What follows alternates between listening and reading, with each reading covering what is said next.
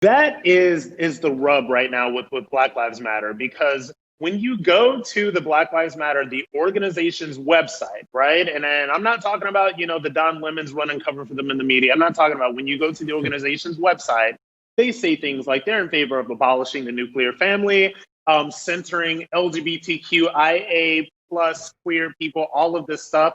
All of this stuff that the vast majority of regular working class Black Americans are not super into or even down with. So there is a lot of that tension there.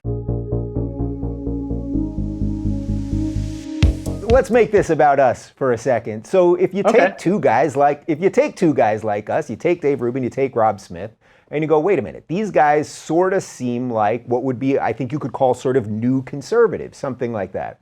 We don't look like, we're both married to dudes. That's a little different than, traditional conservatism.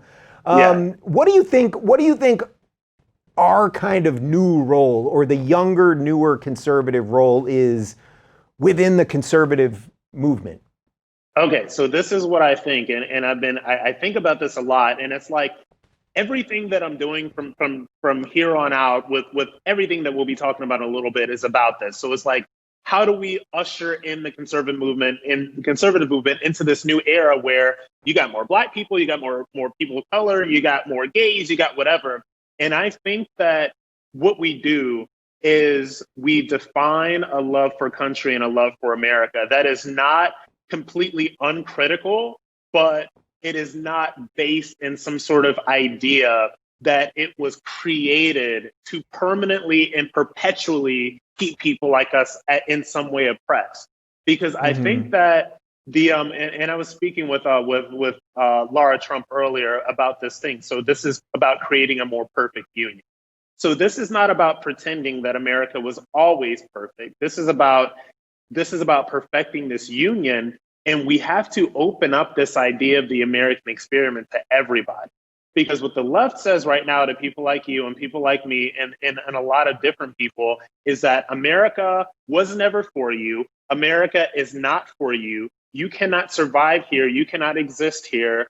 This system is racist, and the only way that you will ever be free or be successful is if you join with us in tearing this all down via socialism, leftism, whatever you want to call it.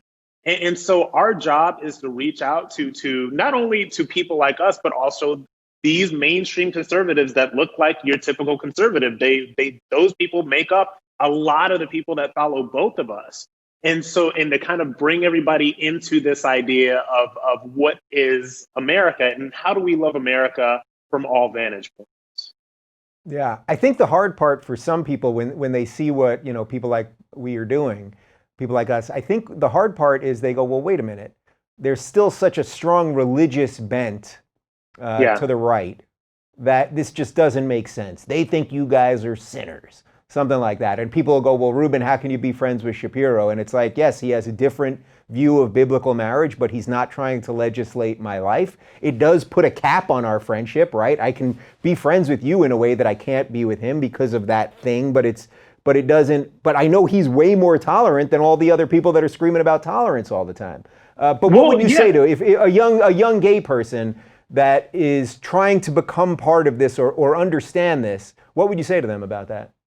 I would say to them that first of all, just like you articulated it pretty well, is that a difference of opinion and actively legislating against things are two different things, right? And, it gets into the religious freedom conversation, which is a whole other conversation as well. But this is what I say to the younger gay person that is reaching out to me that may be leaning conservative and that has problems with the religious thing. First of all, I tell them, number one, you're Jewish, I'm Christian. I think that the left and the far left uses this idea that most evangelical Christians are super far right, hate gay people, all of that stuff, to separate them from the gift that is having a connection to whatever your belief is. For me, it's that belief in Christianity and the belief in God. And they would want to separate these guys, these young gays and lesbians from that, so that they can worship at the altar of leftism. so that they can Hmm. worship at the Hmm. altar of politics, so that they can worship at the altar of, as I always call it, the LGBTQ cult. So they want these kids worshiping at that altar and not at the altar of their creator, whoever they believe that that may be, if that makes any sense at all. And I will Well, tell you furthermore that I have made inroads with a lot of these conservative Christians, and they'll say, look, I still believe like you and Ben Shapiro, even though you and Ben Shapiro are both Jewish. I'll have these conversations with these conservative Christians, and they'll say, my belief is that marriage is between a man and a woman. That is what I believe. But you go ahead and live your best life. And if neither of us are hurting each other, we can coexist. And that is tolerance. that is tolerance. That is America. It's like I spoke at Liberty University, the largest evangelical college in the United States, in front of 14,000 kids. It was like a true political rally, the biggest crowd I've ever spoken in front of. And they freaking loved me. And I went around campus all day long shaking hands and hugging people, and it was great. And it's like, those are the intolerant people? I think we're doing something backwards over here. Yeah, maybe. And Yeah. it seems like nowadays, like, look, the most intolerant people are on the left. These are the people that are the most intolerant. These are the people that are the most likely to throw out slurs, you homophobe, racist, Nazi, all of this other stuff. The people who even slightly disagree with any of their stuff, or even gently call out leftist policies. This is what they do. These are shut down terms. I hope that they start to mean less as we move into this new world we're trying to get into.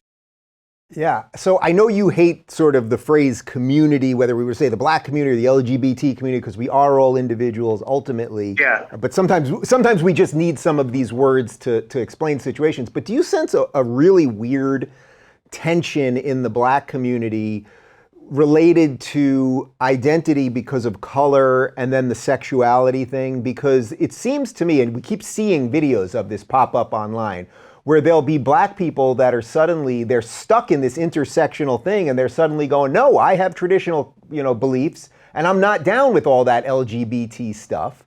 Yeah. And these things have been sort of morphed into a very weird thing where suddenly you have to be, suddenly black trans lives matter. I'm personally fine with black trans people, of course, but suddenly they create this thing where it's just like you have to be for all of these things no matter what your other set of beliefs are.